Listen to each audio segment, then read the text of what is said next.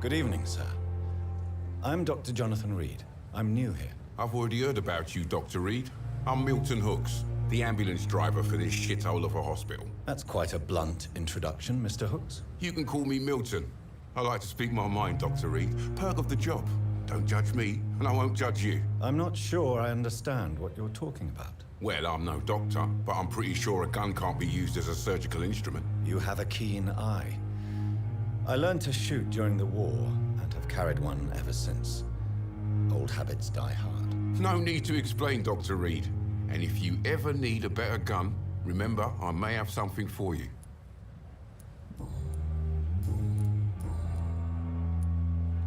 So what do you do exactly in this hospital? Apart from smuggling guns, I mean. I've been an ambulance driver since... too long, I guess. I'll bring sick people here night and day. It's a dirty job, but I get it done. Most of the time. It sounds like things have been a bit rough recently. What's happened? Yesterday I got attacked by the patient I was bringing here. I escaped through the hospital's garden, but I lost my wallet when I was running. You left an infected patient outside the hospital? That's incredibly dangerous. Go there yourself if you want, but be careful, Doctor. I'd rather not bring your dead body back. Goodbye, Milton.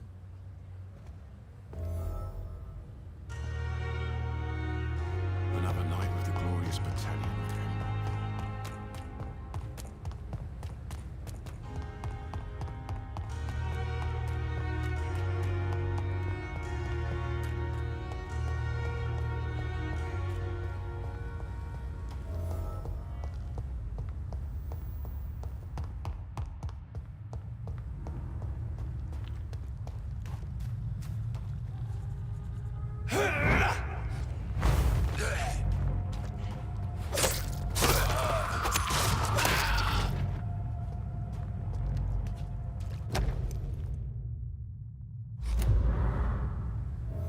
Good evening, Milton. Good evening, Doctor. Still trying to save lives? I have some good news, Milton. What? The epidemic's over? I retrieved your wallet with all the money and a certain picture. Well, yeah, Pippa Hawkins is my girl. So what?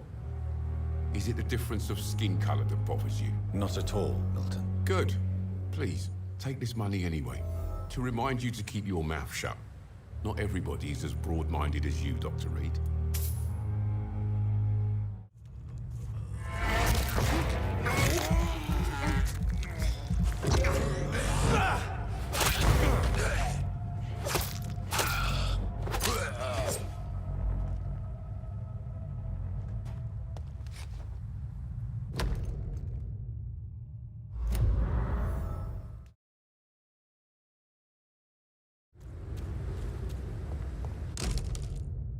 This must be Clay Cox's knife.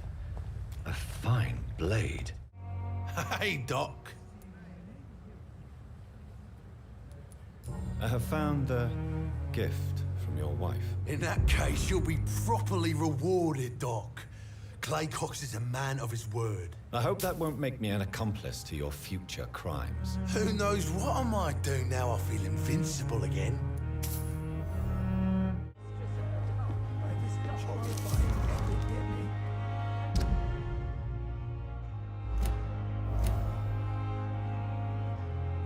Hey, Doc. What can you tell me about your marriage, Clay? Marriage is the sweetest cage, they say. Well, I found myself locked in one with a wild animal. You mean your wife keeps you on your toes? No, I mean, we both have claws and we both love to bite. Am I right to assume your wife's letter pissed you off, Clay? I was so mad, I threw away the knife she got me when we got married. Your wife gave you a knife as a wedding present. That knife has always been my lucky charm. If I'd had it in my hand when I got stabbed on that pier, I'd not have been wounded. Do you want it back? I don't need it here, but if you'd be kind enough to bring it to me, I'd be really grateful. A grateful Clay Cox? I might just find your knife and bring it back to you to see that happen. I can give you directions, but I'll be surprised if you manage to find it. My hideout isn't meant to be found easily. I'll leave you for now, Mr. Cox.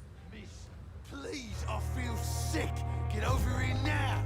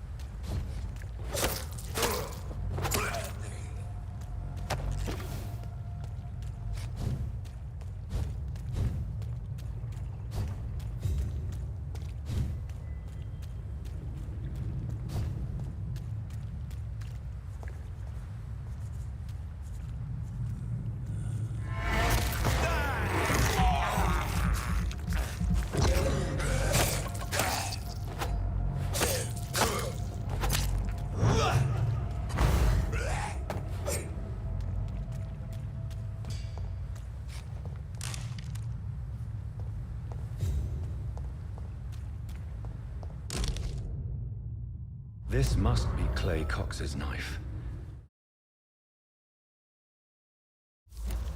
Mr. Connor's injuries don't match the report. I'd better look into this. Traces of a pinkish foam at the corner of the lips. Some sort of drug overdose, perhaps? Multiple abrasions and scarring on the arms and legs. Old and distinctive injuries of a sailor or a fisherman. The chest was originally opened to perform the operation. The sutures are clean, but the chest has been reopened. A puncture over the left lung, possibly a chest tube insertion. Not the cleanest work, but I think it was successful. Signs of internal bleeding. So, Dr. Tippett's anesthetics were incorrectly dosed, causing the patient's death.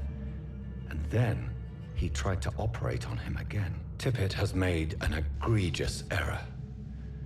It's time we talked. Good evening, Nurse Brannigan. Good evening, Doctor. Tell me what Dr. Tippett's did. I know his mistake caused a patient's death. If I had not covered up his error, Dr. Tippett's would have been fired from this hospital. I could not let that happen. You can't allow your emotions to dictate your conduct concerning patients, Nurse Brannigan. Look around you, Dr. Reed. Do you really think we can afford to lose a brilliant practitioner like Dr. Tippett's in our situation? I can't say I approve of what you did. But as a field surgeon, I know that some situations require you to bend the rules. I'm not proud of what I've done, but to contain the epidemic must be our priority, so we can't afford to lose Dr. Tippett's. Good evening, Dr. Tippett's. Dr. Reed, any good news to share? Corcoran, I want you to tell me about Mr. Connor. How did he die? What happened? He was my patient. He died because of my mistake. That's the blunt truth. Who was this patient? I don't know. Some sick man from the docks, maybe a fisherman. I had no time to talk with him. No one claimed a body. What was the nature of the mistake? It was a twofold error. My diagnosis was wrong, and the administered dosage was too strong. Why not stop practicing? Are you mad? I killed that man, I admit it, and it won't happen again. I have saved so many lives since then. I will cover for you, Dr. Tippett's, by keeping what happened to Mr. Connor to myself. I don't know what to say, actually. I can't exactly force you to become my accomplice. You didn't force me. This is my decision to make. I believe you're still of use to the hospital, considering the situation. Then I can make you this promise. As soon as the epidemic is eradicated, I will resign. Good evening, Dr. Tippett's. Dr. Reed, any good news to share? Corcoran, I want you to tell me about Mr. Connor. How did he die? What happened? He was my patient. He died because of my mistake. That's the blunt truth. What was the nature of the mistake? It was a twofold error. My diagnosis was wrong, and the administered dosage was too strong. Who was this patient? I don't know. Some sick man from the docks, maybe a fisherman. I had no time to talk with him. No one claimed a body. Why not stop practicing? Are you mad? I killed that man, I admit it, and it won't happen again. I have saved so many lives since then. Goodbye, Dr. Tippett. Good evening, Nurse Brannigan. Good evening, Doctor. Tell me what Dr. Tippett did. I know his mistake caused a patient's death. If I had not covered up his error, Dr. Tippett would have been fired from this hospital. I could not let that happen. You can't allow your emotions to dictate your conduct concerning patients, Nurse Brannigan. Look around you, Dr. Reed. Do you really think we can afford to lose a brilliant practitioner like Dr. Tippett in our situation? I can't say I approve of what you did. But as a field surgeon, I know that some situations require you to bend the rules. I'm not proud of what I've done, but to contain the epidemic must be our priority, so we can't afford to lose Dr. Tippett. I've decided that I won't reveal Dr. Tippett's, shall we say, misdemeanor. I'm so glad you share my point of view. Dr. Tippett is a brilliant practitioner. We most definitely need his know-how. I hope you're right. This is a huge risk we're taking. Dr. Tippett must regain his confidence. Please, keep this decision between you and me. He doesn't need to know you found out.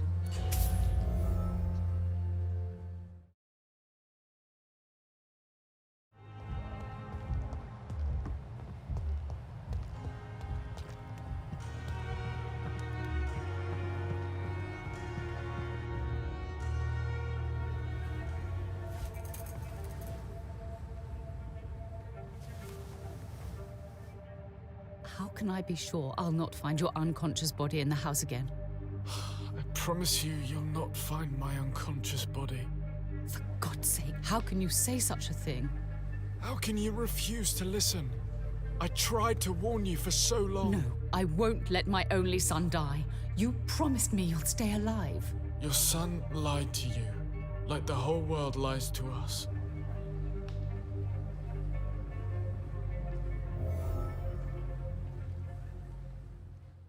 Good evening, Mr. Goswick. How are you? I'm okay. Admit it, Mortimer. Your mother had you hospitalized here because you tried to kill yourself. Yes, it's true. All right, then. This is the first time we've really shared information about your case. Shall we call this progress? Call it what you want, Dr. Reed. Can I help you in any way, Mr. Goswick? I wrote a letter for my mother. She was supposed to read it after my death. But I suppose she doesn't have to read it now. I see. And is this letter still near the place where you tried to take your own life? Yes. And I don't want anyone reading my last words. I mean, I'm still here. If you bring me back that letter, then perhaps we'll talk.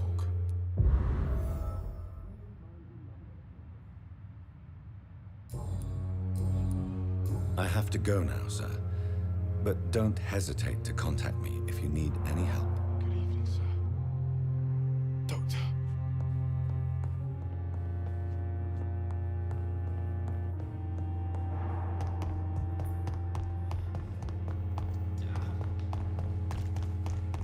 If Pembroke is still standing after this epidemic,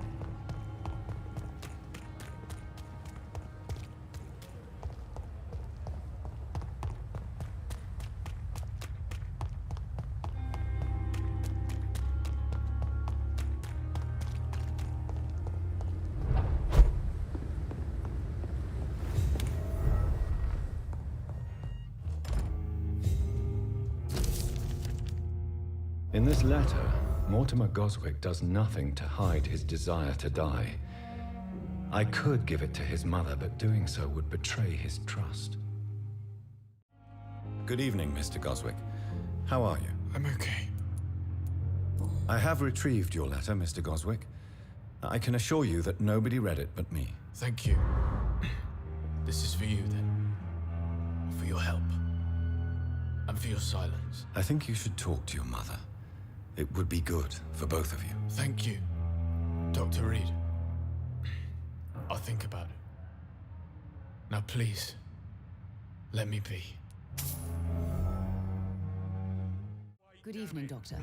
How is my son doing? Your son asked me to find this letter, Mrs. Goswick. However, I thought it would be preferable to give it to you. I already know what I'm going to read. Mortimer, why are you acting in this way? I have done everything I can to help you, but it's not enough. We will talk about this letter later. I understand that you need some privacy. Before you leave, take this for your trouble. Thanks to you, my son still has a future. Perhaps.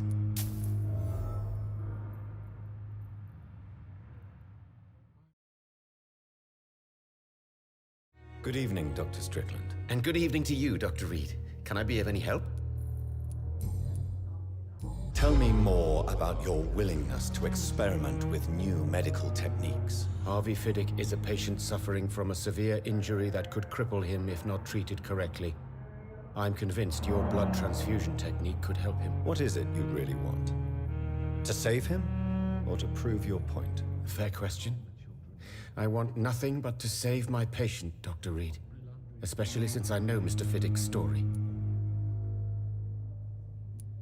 Tell me Mr. Fiddick's story. Our first diagnosis was compromised because Mr. Fiddick lied to us about the real origin of his injury. He first claimed it was an accident. But why would he hide such crucial information from us? Because he is a proud father, ashamed of putting his children at risk because of his own negligence. This personal involvement could also appear to be a lack of impartiality. You must know that a good surgeon must remain neutral. I agree. But that does not excuse Dr. Aykroyd's behavior, a man who did not even take time to converse with his patient. Do you think keeping his distance was a mistake? All I know is that I'm taking care of human beings with desires, hopes, and fears. Not some biological machine comprised of blood, bones, and flesh.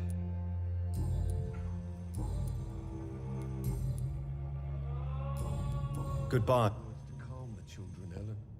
Good evening, Dr. Strickland. And good evening to you, Dr. Reed. Can I be of any help? What can you tell me about the Pembroke? Well, it has always been an honor to work with Dr. Swansea. But with your arrival, I can't think of a better opportunity to learn about blood transfusion. Do you need help with anything in particular? Well, yes, maybe. I'm waiting for a batch of products I ordered for my personal research, yet my supplier seems to have vanished. Do you want me to play the errand boy for you? Oh no, Dr. Reed. But if you went personally to his shop, what with your reputation and all, he wouldn't dare to refuse the products I need. I see. Well, give me the address, for I may pass by if I have time.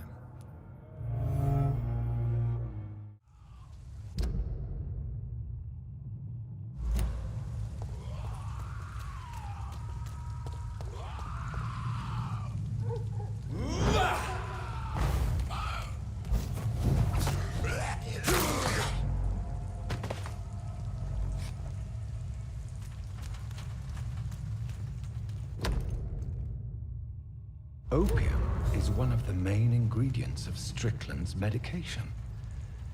Never a good move. Good evening, Dr. Strickland. And good evening to you, Dr. Reed. Can I be of any help? I located the shop, but it was vandalized, and the owner is missing. All I found was your order. I was afraid of such bad news. People are so desperate they're ready to burgle a shop for drugs. That's quite a list you ordered. Opium, sodium hypochlorite. It can't be just headaches you're trying to cure. This dreadful influenza, of course. I already ran some tests on hopeless cases. Without success, I must admit. Do you realize you could create a lethal poison without the correct dosage? Then there are the legal ramifications. Is this not true of any medical substance, Dr. Reed? However, if you would agree to improve it, I'd be glad to accept your help. As long as you promise to be scrupulous with your experiments, I may try to gather these substances and even help improve upon the mixture. That's all I'm asking for, Dr. Reed. That's all I'm asking. Goodbye, Dr. Strickland. I can't let Strickland put his patients at risk with opium. Perhaps an adjusted formula will deliver more of a placebo effect.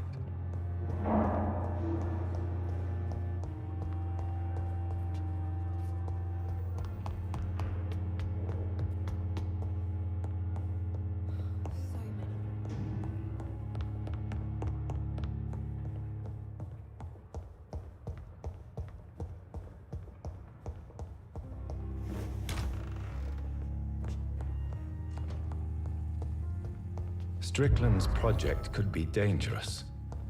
I have a mind to report him to Dr. Ackroyd. I'm quite busy right now, Dr. Reed. I know that you're a busy man, but I could use your help and advice. The great Dr. Reed honors me with a request.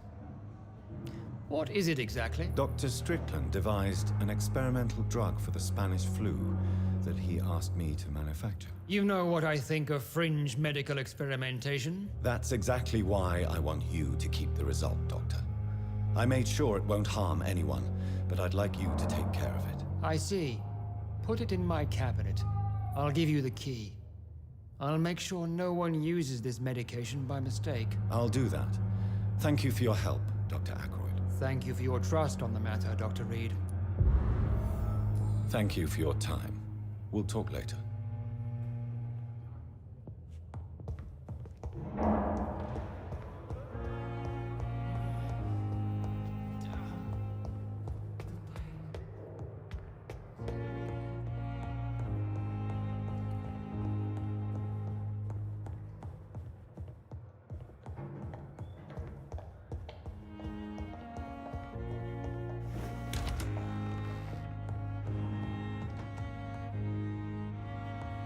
Now that Dr. Ackroyd has been warned, he should make good use of this formula. Good evening, Dr. Strickland. And good evening to you, Dr. Reed. Can I be of any help? I have managed to improve the mixture by diluting it. Have you ever heard of Sir Joseph Francis Olive, or the placebo effect? No, I don't think so. Why? A placebo is a substance or procedure that has no actual physical effect. You made a placebo of my project.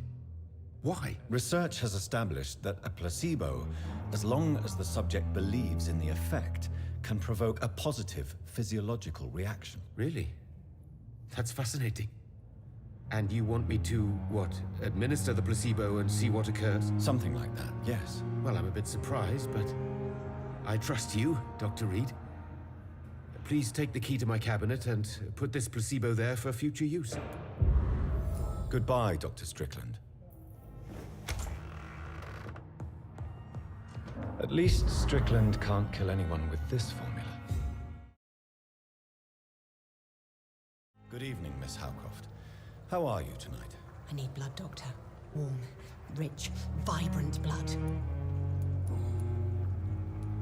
I'm assuming you must be a patient here. Am I right, Miss Howcroft? It's only a cover. To hide from my enemies. I can leave whenever I want. As a woman, a spirit, fog, or bat. Who are these enemies you mentioned? Can you describe them? I cannot say for sure. But I sense their eyes on me from nearby. I feel them watching me every time I visit the garden near the morgue.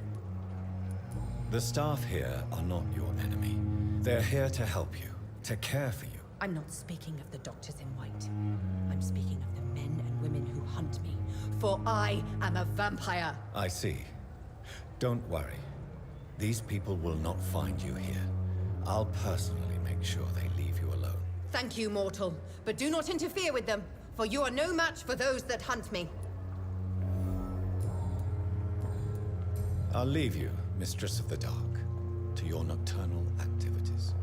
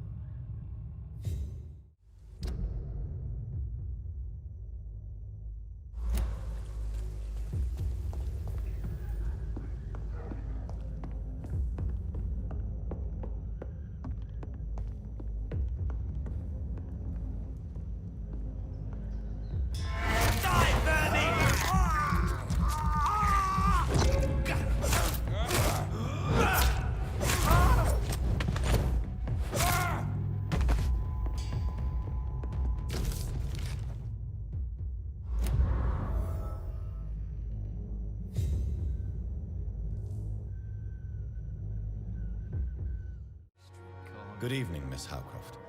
How are you tonight? I need blood, Doctor. Warm, rich, vibrant blood. I have made inquiries about the men who were tracking you, Miss Howcroft. I did not expect a mortal to have this sort of courage. Speak, Doctor. Why are they hunting me down? There is no hunt, and nobody is searching for you. You're no threat to this hospital, and you have my word you are perfectly safe here. Your lies demean you, Doctor. Do you really expect me to lower my guard? I know exactly who I am, and what I am dealing with.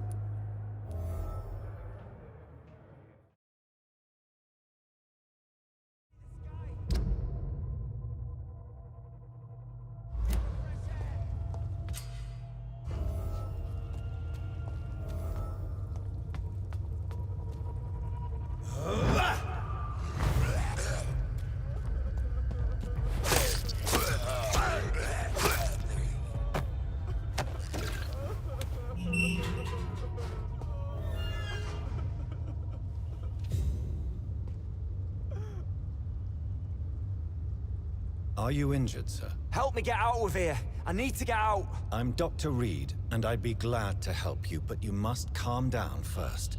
Please, take a deep breath and tell me your name. Okay. I'm Oswald Thatcher. Please, I need to get out. All right, Mr. Thatcher, you're safe now. Do you think you can reach the street by yourself? Yes, I do. Good. Now leave this place and enjoy the cool night air. It's quite invigorating.